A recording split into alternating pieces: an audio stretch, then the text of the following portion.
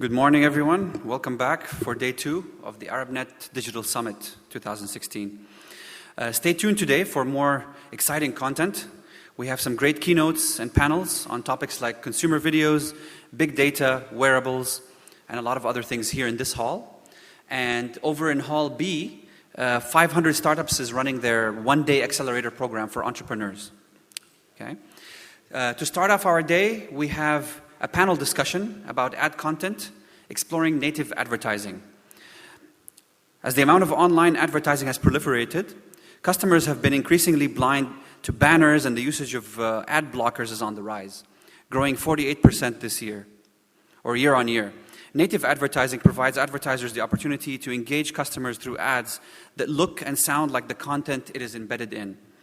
This panel will explore how native advertising works, how it is being utilized in the region, and the opportunities for publishers, agencies, and the brands. Before the panel starts, we will play a brief video about native advertising.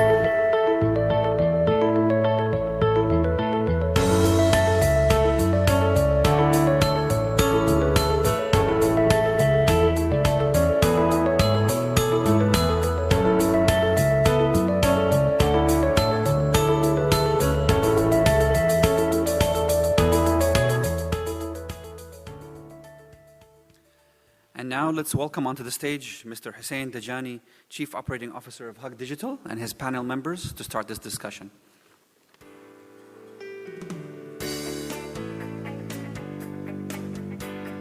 Rami Saad from Shwari Group. John Ekambi from MEC. And Farshad from Criteo.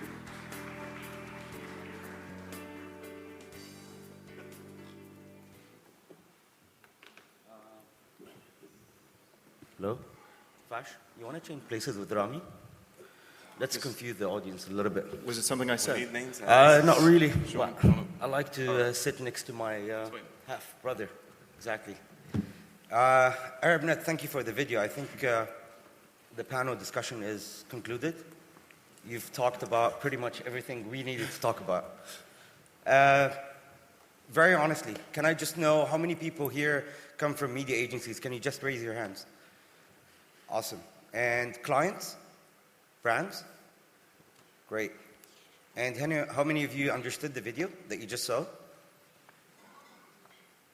Great. That's going to be an easy role. Guys, can I please ask you to introduce yourselves? What do you do in your organization? What does your organization do? Should I start? Fash, please do. Okay, so hi, I'm Fash. I work for Criteo. We're a performance marketing company. Whatever that means. We have an office in Dubai. We're headquartered out of Paris. What we sort of focus on doing is driving sales for our advertisers through retargeting online. My particular role is focused on our publisher relationships and growing that side. So I have the lucky job of being the guy who gets to spend the money, which is always fun. So that's me, and that's the company. So you spend the money with Rami? Yeah, so I take his money and I spend it with Rami. That's how it goes, huh? John? So my name is John. I work for MEC. We're a media agency. So we pretty much work across all the different types of medium you can expect, from TV to print to out-of-home radio and, of course, digital, which is growing quite fast. So we pretty much sit between our client on one hand, so we're sometimes an extension of our client, I guess, marketing department, and we just work with a variety of our publisher, media owners, tech companies. My role is pretty much to just drive digital internally, so making sure that we just implement the best practices and we just keep on innovating as often as possible. And we also keep on trying to find some great opportunities when it comes to digital for a lot of our clients. And I'm Rami Saad. I'm Deputy CEO at DMS, the digital arm of Shwari Group. We do a lot of things. I could spend 15 minutes telling you what we do and how many platforms we represent, but essentially we're a media representation house for a number of premium publishers across 5 key verticals in the Middle East. We represent the number ones across entertainment, video, music, male and female lifestyle, news and business, and a number of other platforms like sports, tech, and automotive as well. Native is quite essential in our offering, so we've pivoted our business away from being, if you want, a media sales house driven business into becoming a lot more about delivering solutions to clients, whether that entails content creation and distribution, or that entails data science, or bringing in platforms like native advertising, like programmatic, and a number of other products that we represent. But native really sits at the core of a lot of the propositions that we do at DMS. It's quite interesting. We were supposed to have a client with us, but the formula is quite great. We've got publisher, we've got media agency, we've got programmatic agency. And I think the formula is going to be quite great when it comes to native and how those guys deal with each other. Guys, before 2013, let's go back before that, it was easy. You look at a TV ad, 30 seconds, you look at a newspaper ad, you listen to a radio ad or an outdoor. And I don't know about you, but lately I'm being bombarded with ads right, left, and center. Honestly, it's becoming too much. And I think this is what gave way to native back in 2013. And it started growing more and more. Whether the concept of native is pretty well understood by clients, by agencies, it's still something that we're exploring and which we're going to get a lot of insights from the guys here. But Rami, if you could start just by, we saw the video, you talked a little bit about native, but how would you define native advertising? Sure. So I think you said it rightly, Hussein. It's definitely an area that entails a lot of ambiguity and a lot of confusion, simply because a lot of people describe it in different ways. So native advertising, in my opinion, is really an ad placement that blends into the content. It does three things. It blends into the content. It offers something relevant to that user and that consumer, and it does not disrupt their user experience. And the third point is actually essential, which is why, to me, when we think about premium native, so Chameleon, by the way, is pretty much our naming of the product, native for DMS. And so with Chameleon, we really only provide premium native placements. And that means in no way will the user ever click on any native ad and be taken anywhere but to a piece of content that is relevant to where they are.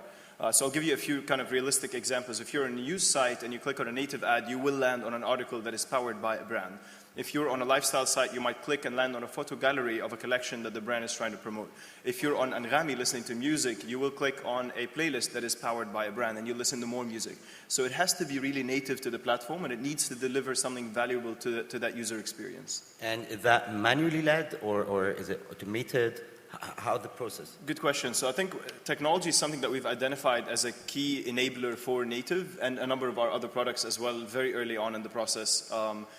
There is a way to do native in a manual way. You could talk to a number of editors on a number of platforms or publishers, ask them to publish a specific piece of content, talk to a creative guy, plug in a 90 by 90 pixel, let's say, logo placement, but it's a very complex process to handle and manage.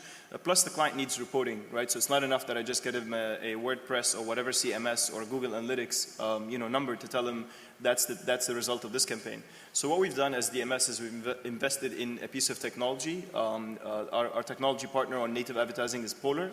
They serve 18 billion native ads every single month, and their entire focus is on premium native. And so their area of focus is pretty much the area that we're concerned with, which is let's give the user a native experience that delivers value to them and at the same time helps the brand. Perfect. John? Yeah, to add on to this, so we see a variety of definition, of course, of native advertising. From our perspective, in a simple, very, very simple term, it's just pretty much paid content that we actually have. So this is paid content that you have, which is being hosted on the publisher website. So that could be a website as part of DMS, for instance, or some of the website that the folks from Criteo actually are working with.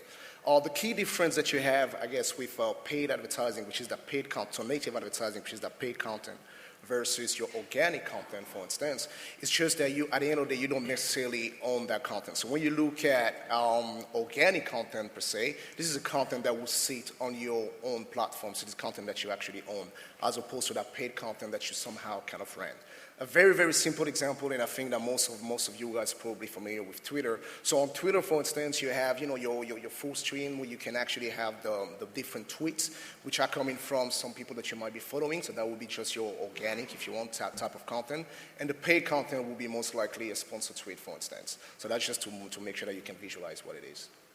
And just to understand, do you have a specific unit that's handling programmatic or native advertising?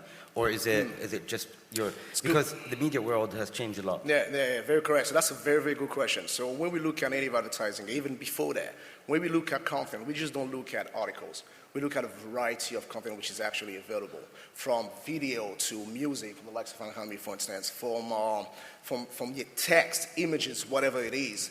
And what we try to do is just to always connect this variety of content that we have with the objective that we have from one of our clients. And by all means, trying to identify the most relevant format that we have when it comes to native. Okay. So native is now offering us this nice palette of formats, which is very great, of course, for us. Perfect. We were talking in the morning about Wavemaker.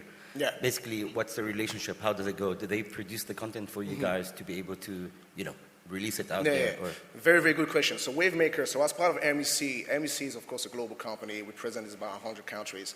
As part of MEC, we've created this new unit called Wavemaker. So what Wavemaker really does, in simple terms, is pretty much going back to really the essence of marketing and what we really stand for, which is being a storyteller. And I think that this just makes a lot of sense. So we just have this very strong unit that just produce content for a variety of our clients. And that could be series that we utilize on TV, or that could be online series, that could be just read an article, a different form of content that we have. So yeah, you're very right. We tend to now also produce this type of content. So we work with a variety of partners from the creative agency. We of course work really closely with our clients, but essentially a lot more with our publisher. The reason is very simple and straightforward. Our publisher are in the best position to know the type of content that resonates the best with their audience. They know their audience very well. So when it comes to creating a piece of content, we just make sure that all stakeholders are actually involved. You've mentioned about Wavemaker working closely with Netflix globally. Correct. So shall we assume John Underwood is it John Underwood?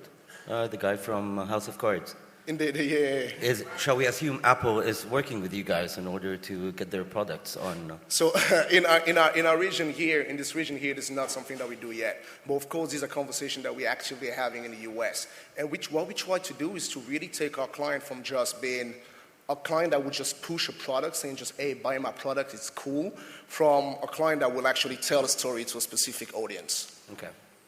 Thanks for that. Fash? Yeah, I think... If you could start just a little bit more, elaborate about, exactly I mean, as your agency, what does it do exactly? Yes. And what's the role of native within it? Yeah, I think, without sort of repeating what's already been said, I think one of the key aspects which sort of ties into our sort of methodology from the beginning of Criteo really was sort of respecting that user's experience online and not being that what we might classify now as an annoying advertiser. Because, a lot of both agencies, brands, advertisers, whatever, they'll come to you and say, oh, I want to appear on this side because it's a premium site, it's a premium name that I know, it's a household name. But you're still, if you look at previously before native, you're still that annoying advertiser on a very premium site, right? So it's not as effective as it used to be.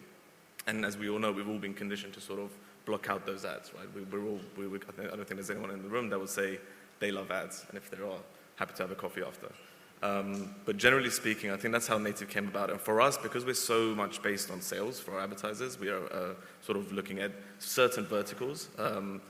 What we look to do is we provide that advertising of product listings within native units. So for example, we've always been considerate about what are we serving to which advertiser at what moment.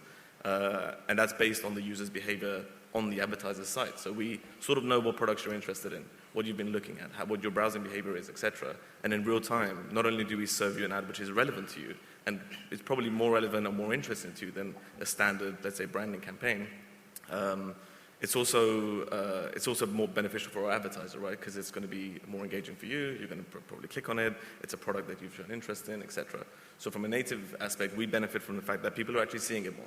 And that's the key thing about native, the engagement, the viewability, as we saw on the presentation before as well. People are seeing the ads more, and that's where we benefit from.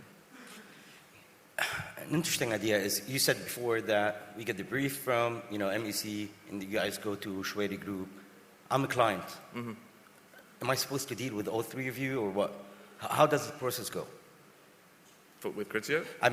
Between all three of you, this Sure. is what I'm interested in knowing. So I presume, Yeah. Rami, your role is to basically educate the market when it comes to native. It's to reassure that native is actually working a lot. But how does the process go? Sure. I'm spending my money in. Where is it going? Yeah, definitely. So we've done a lot of work with brands in the Middle East on native. I can mention brands from the Cokes, Pepsis of the world. The luxury portfolio of brands has been particularly active on native, be it Tiffany, Cartier, Bulgari. If you look elsewhere, the food category has been also really active with Goody and a number of other brands as well. Nestle with MEC, and KitKat's done some amazing work actually together with the MEC team here. And so there's a lot of work that's happening around the space, and I can tell you there's not a single set process that everybody's following. But from everything that we've seen in the market, 80% of all the content that's being created is being created by the publisher. So it's RFPs or requests for briefs that we're getting where the brand is asking us for help in creating the content together with the brand, and the other 20% is actual brand created content where they already have created if you want, a brand strategy from a content perspective, and they're already busy creating and pumping that content across a number of platforms, and they want to use us to distribute that content. Mm-hmm. From a process perspective, I would echo John's point earlier about the fact that publishers are in the business of publishing content. If a brand is in the business of creating chocolate, then they're probably best at creating chocolate. We're in the business of actually creating and distributing content every day. And so the KPIs that we as a business operate on are content creation and distribution KPIs anyway. So it helps brands a lot to almost enter our kitchen and come in and kind of learn and see and understand what is the process of content creation. How do we quantify an opportunity or qualify an opportunity before we say this piece of content is interesting, we should create something behind that, and what is the process in creating and distributing that content. So we collaborate with brands, we work with them, we bring in editorial teams in many different cases to meet the clients and kind of give them a serious feeling for that area or that specific theme they're interested in. We collaborate on the creation of content. There's a workflow or an approval process between the agency, the brand, and the publisher to ensure that obviously everybody's happy with the progress. All right, guys, anything else?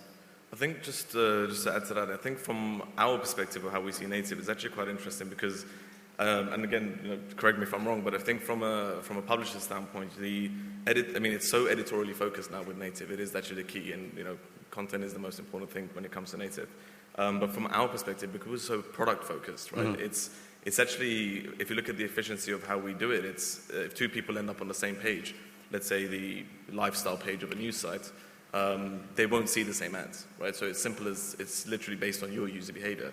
So that's how I think that's the big differentiator between sort of Criteo's native solution, mm-hmm. or what we call native ads, and for example, a publisher's native solution, which is maybe more context/content based. And I think it all just comes down to what Rami mentioned at the beginning, which was the key is not to be disrupting that user at that point. Right. And in order not to disrupt them, you're not coming up with a big, page takeover, which is just like interrupting them while they're reading an article, or is completely irrelevant to what they're doing online. But from what you're saying and Rami is saying, and this is where I'd like to ask the audience a question.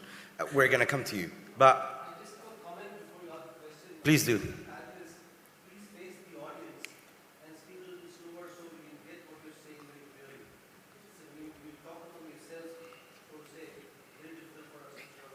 Sure. Fair enough. Sure. Can I ask, how many of you think that native advertising is actually content marketing? Can you raise your hands? So 2 people, 3 people, 5 people. And this is an interesting question which I would like to ask is, what are the preconceptions about native advertising?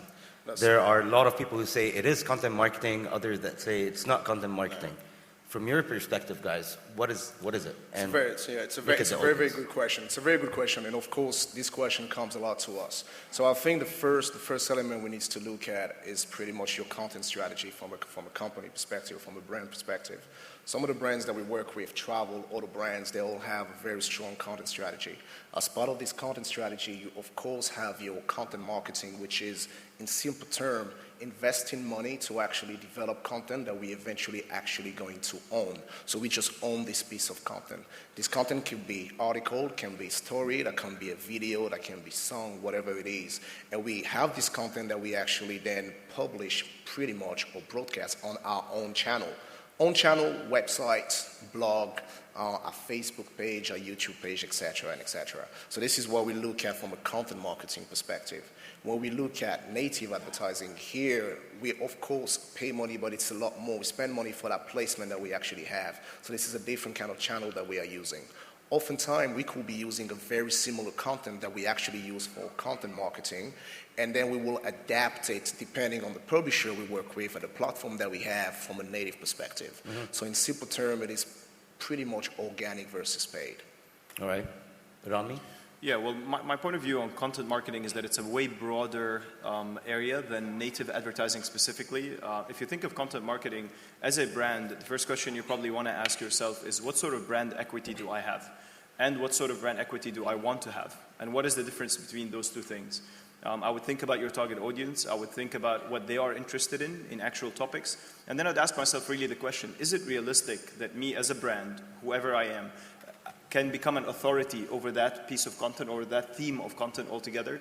And if the answer is yes, and if it's financially feasible for me to create a marketing program, a content marketing program around that topic or around that theme that is 12-month long, that is sustained through a number of different channels and platforms, the way John was describing, then that means it's a smart idea for me to invest in that specific area. This is a content marketing strategy that I've created for myself.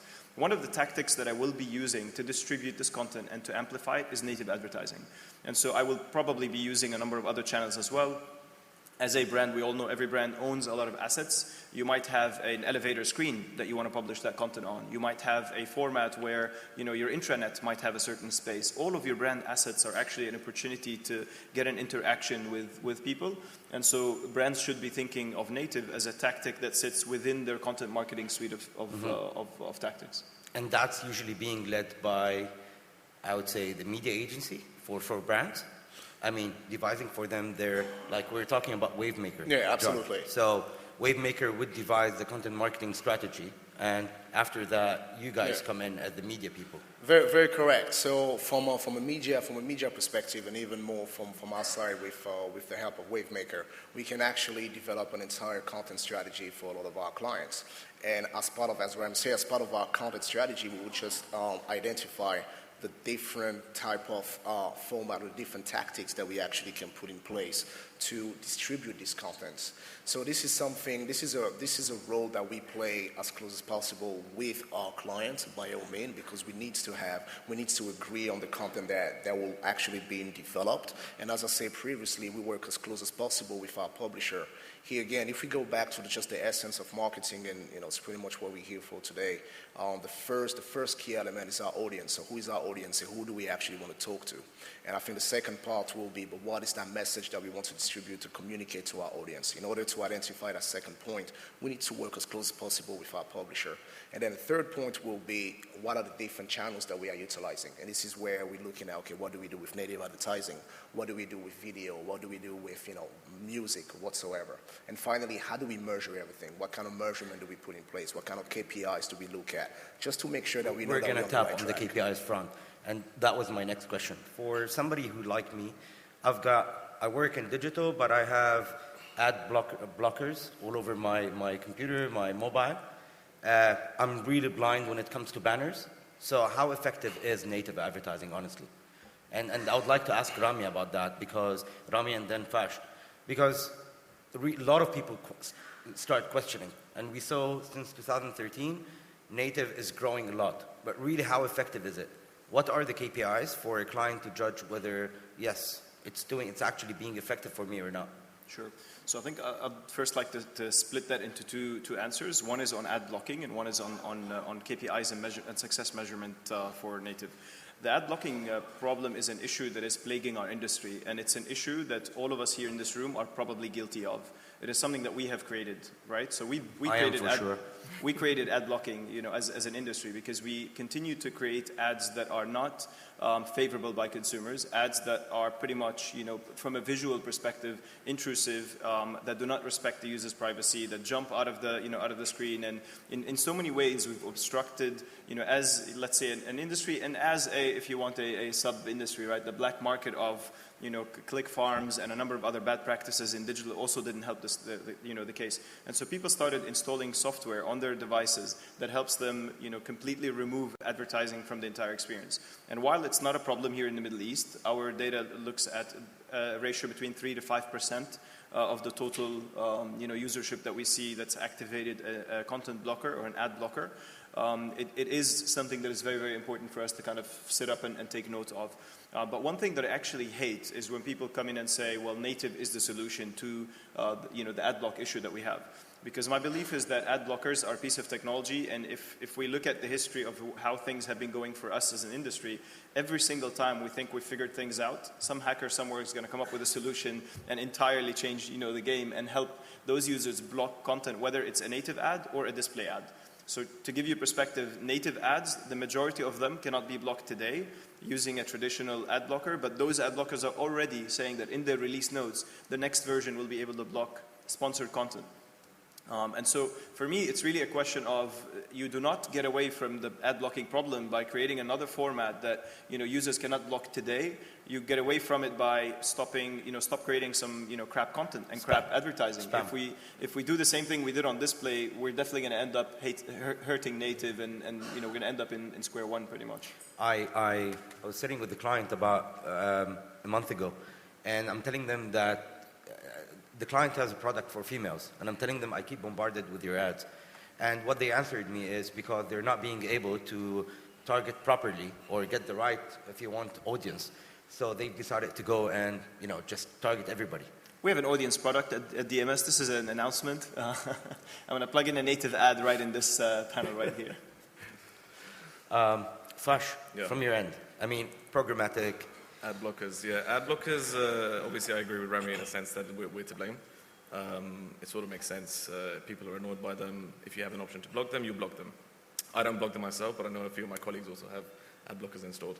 But I think the key thing to remember is it sort of also increases the barriers to entry for a lot of players, right? So it's forcing a lot of people to say, again, improve the quality of your ads, make them relevant, don't just spray and pray, right? So it's definitely good for the industry in some aspects. It's making it harder to actually be effective, and that's pushing people to actually perfect their skills, right? So perfect their strategies, perfect their creatives, which is actually key. And I guess, again, sort of tying into exactly how Criteo works is one of the reasons that, so Criteo, we work with 11,000 brands, and we're one of the reasons that we are not blocked by ad blockers, so we actually can serve ads. Yet. No, yeah, well, yet, yeah. We'll see how that goes, but yeah, currently, it doesn't impact us too heavily, but, and the key thing is because of the relevancy of our ads. So we're not just serving you an ad because we've got paid to do so. We're serving an ad because it's relevant to you. I like it when you say relevancy of an ad. How do you really, benchmark that? Of course. The fact that the ad has been relevant. Do you have any benchmark, any KPIs, how do you? You can be saying yourself that my ad is very much targeted and it's going to the right audience. Yeah. But how can you really assume that? So because we have quite a lot of, let's say a really good understanding of what the user's been browsing on an advertiser site. So let's take a big sort of retailer online. We know what you've been looking at and what sort of interests you have.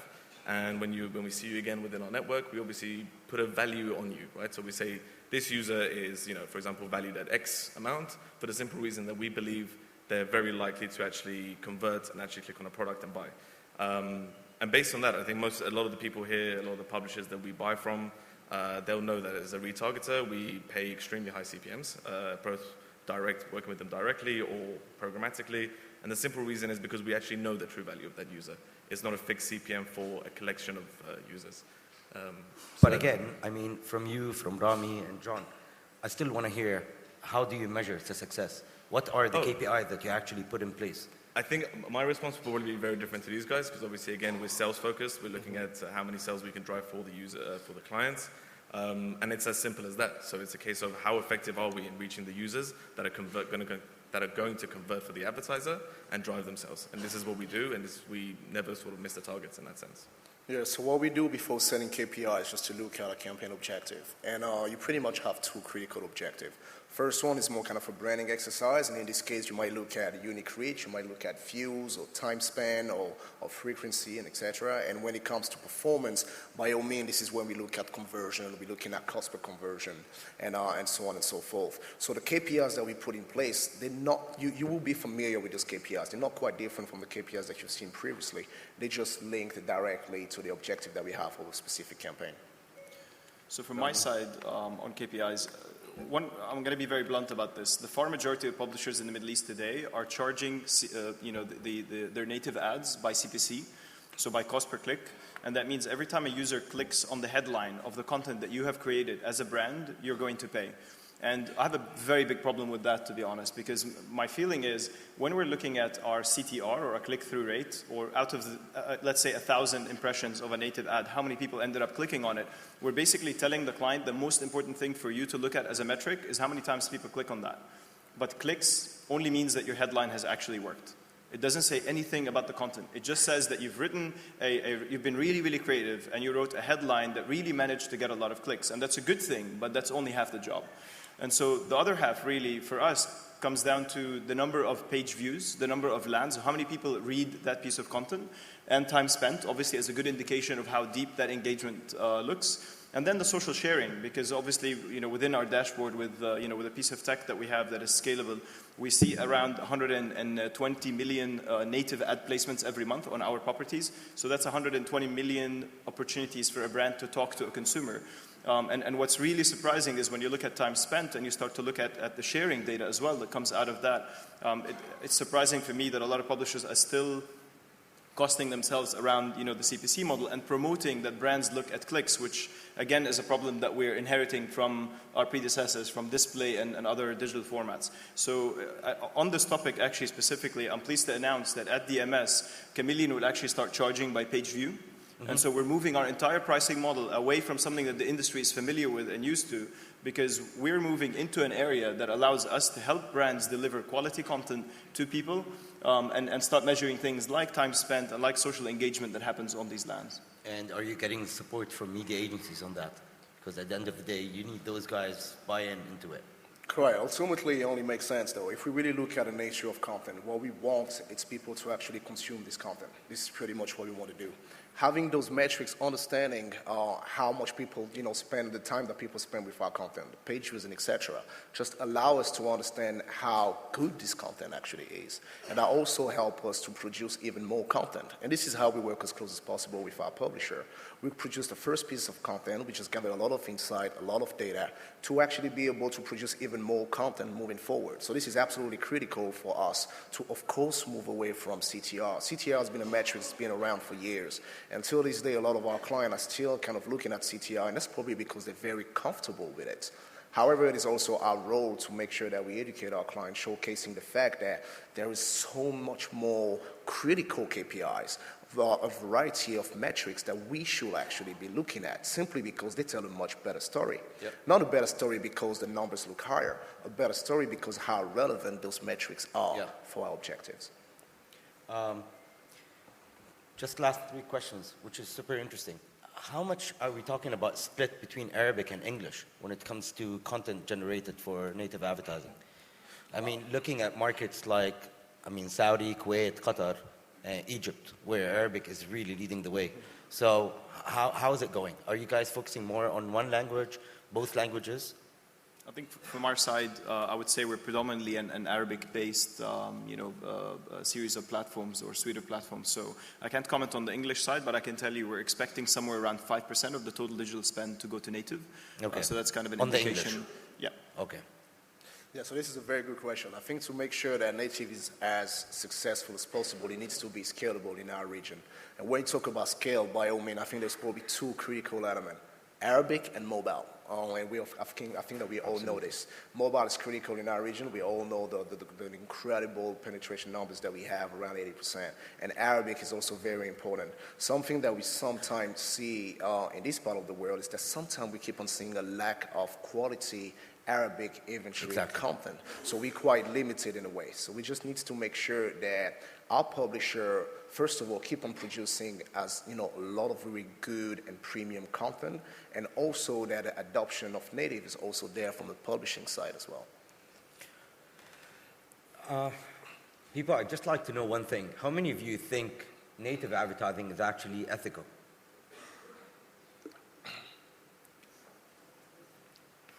Are you media agencies or clients? You think it's not ethical? Well, but it's a big question. Are you guys saying it's an ad or no? Or is it appearing as part of the content without actually announcing that it's an ad? So, I'd like Rami to comment on that from Shuwairi's end. Yeah. Can we try this again? Because I have a feeling we didn't get the question right. How many of you here think that native advertising is ethical? They're all media agencies. Around half the room, which is quite interesting. They're all media agencies, Rami. Right, okay. Benefactors of native advertising. So our take on native is that it is an ethical practice so long as you're abiding by a number of rules. And those rules are not set by anybody. They're rules that you have to self-govern yourself as a publisher. So our rules for native are the following. 1, you will never see a native ad that is not very, very clearly, and I really mean the words, very, very clearly, not hidden around the page and not written in fine print, font size 7, but very clearly labeled, sponsored by, powered by, or as advertising in some way, shape, or form. So labeling is quite important, and actually what we've realized is that labeling, we did a lot of A/B tests around that, blind A/B testing, to try and see what that impacts the actual engagement of the users, and there's no difference whether you label or don't label. in terms of actual clicks or engagement. If your content is interesting, and that's the key factor, and your headline is good and catchy, and the content really checks out, you are going to end up delivering the results that you aim for. Okay. So labeling is very important. The second point is obviously staying in the same environment from our perspective. So we will never send the user to a destination or a platform that is not the intended platform. 90%, 95% of the cases, it's the same publisher or the same app that you're within, or the same format of content that you're within. Some cases, the brands have already created a graceful, great-looking HTML5 mobile-enabled content platform that is easy to load, whereby they want to send users to consume the content there. And we don't see that as a malicious practice, so we would clearly mark it as an external link. But then, at the end of the day, as publishers, we need to govern ourselves and make sure that we don't, we don't essentially, break the trust that we have with that user. Because if we fool that user into clicking on an ad or on a native placement, yes, you're going to receive probably the money that you want from that client in that specific instance, but we're hurting the client. We're hurting the publisher brand because it's quite important. Your average CTRs on native will drop in time because people stop trusting you. Absolutely. And you're actually going to end up with even further ramifications. The publisher will find it much, much harder to actually generate social media following across different platforms because they're seen as the kind of spammy, non-trustworthy type of publisher. I think just to quickly just add to that as well. I think in terms of ethical, I think it's definitely ethical. It's I think any responsible company in our industry would have to take it on themselves to actually make it clear to. But I think what Rami mentioned, because unfortunately, over the past couple of years, we've been seeing a lot of, I won't say false advertising, but again, misleading, let's say, advertising. So I think Rami, the way he put it, is actually quite right. Yeah. If you're following those sort of guidelines, that will make it much clearer for everybody. But those bad culprits will always be there. And it's the same reason why crappy inventory still exists. It's the same reason that those crappy inventory is still selling on the majority of the exchanges for 1 cent, and people will continue to buy them. They're not going to go away anytime soon. True. Even with fraud.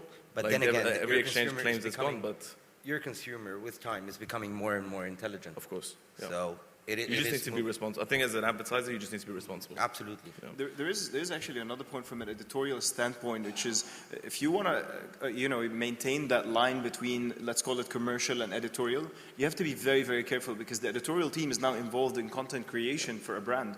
And that's something that has always happened, right, in the past. But the fact that we're now a lot more conscious of it means that we need to make sure that, let's say, the chief editor of Emirat Al-Yawm, one of the big news platforms in the UAE here, is able to understand that this is a commercial piece of content and will work with the brand on nailing what are consumers interested in, but also maintain, if you want, the audacity and the specific trusted, tone of voice of that news platform itself. So that's quite an important point too. Interesting. Guys, last question, each one of you, just 30 seconds. What do you, Rami, from your end, what advice would you give to media agencies and to clients at the same time about moving with content, native advertising? John, from your end, mostly it's with clients. Mm-hmm. What would you ask for support from publishers? And Fash, from your end, is basically an advice to both of them because you deal with both of them. Sure. Just 30 seconds, each one of you. Fash, can you start? Of course. In terms of native, I think there's no question that it's sort of it's beneficial to both sides. Publishers will continue to push native because it obviously provides them with better yields, and advertisers will obviously start pushing it on their side because they're getting better engagement. In terms of advice for them, I think, again, a point that was mentioned earlier, pricing accordingly, looking at what is the true value, and respecting the user and not treating them like idiots, so I guess, sort of respecting them and making it clear, why am I showing you this ad? Why are you seeing it in the way that you're seeing it? And yeah, that's it. Cool. From our side, we of course take native very seriously. You've seen it with WaveMaker.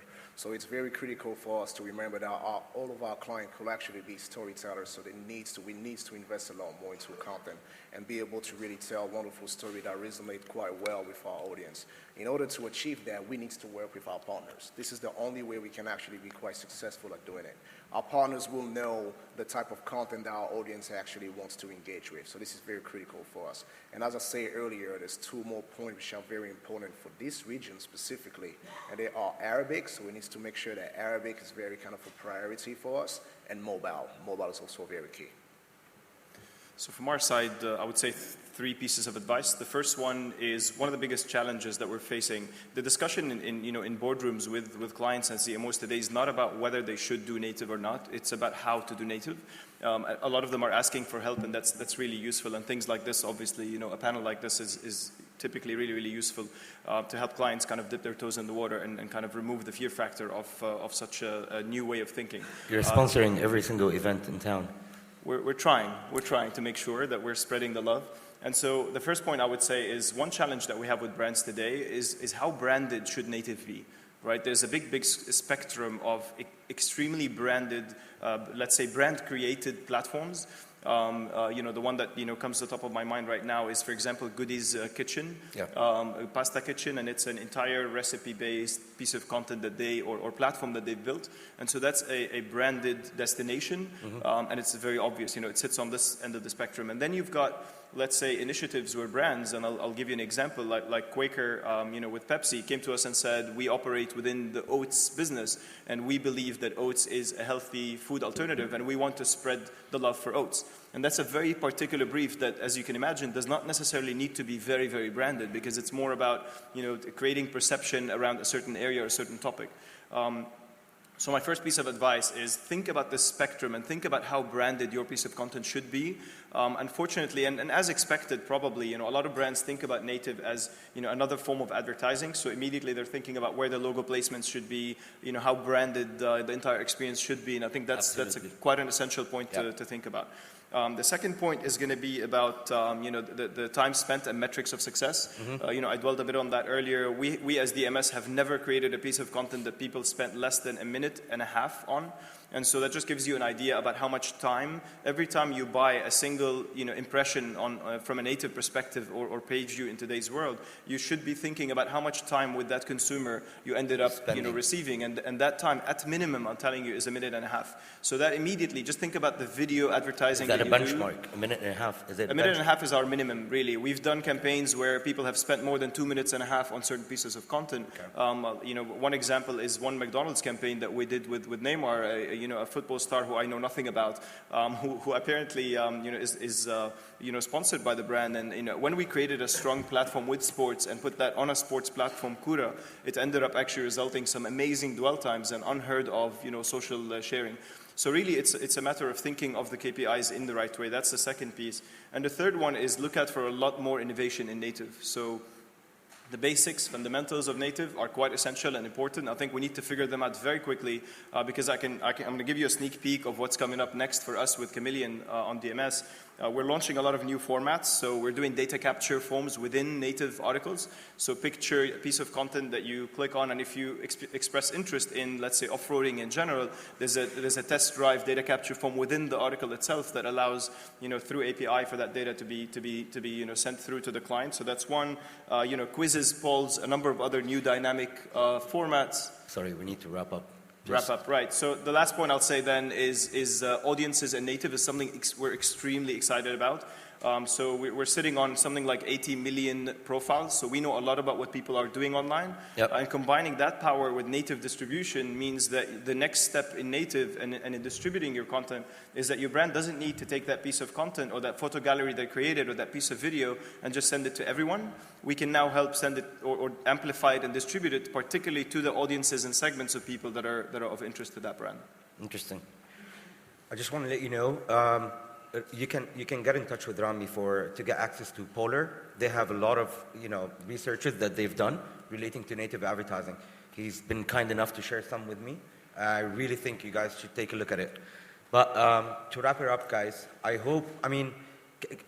really love to hear your feedback. Has it been clearer now about native advertising? Can you raise your hands if you agree, disagree, whatever? That's disappointing. Okay, let me say it again. Are you guys more clear about native advertising? Okay, that's quite good. We could do it again. Yeah, why not? Over drinks tonight? Yeah, why not? Fash, John, Rami, thank you very much for that. It's been absolutely interesting looking at where the industry is heading with regards to native. I still insist again, Rami, you guys have a very big role in really educating the market when it comes to native. John, from your end, you really guys have a lot to push from the content side. and ensure that the content that's being done is up to the bar. And Fash, I still have no clue what you guys do, but, I'm staying here. keep doing it. Sure. Thank you very much, everyone.